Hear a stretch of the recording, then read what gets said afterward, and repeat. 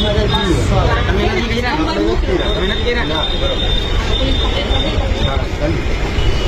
નહીં, તમારો ફોન કોની પાસે હતો?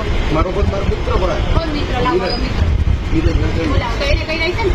એને પૂછવું પડે છે ને મારે. એને પૂછવું પડે, પૂછો. બોલાવો. ગમે આવે હવારમાં અત્યારે કલાક પહેલા કર્યું હોય તો ક્યાં જાહે? કોને બનાવો હો? કોને કર? બોલાવો. એને બોલાવો.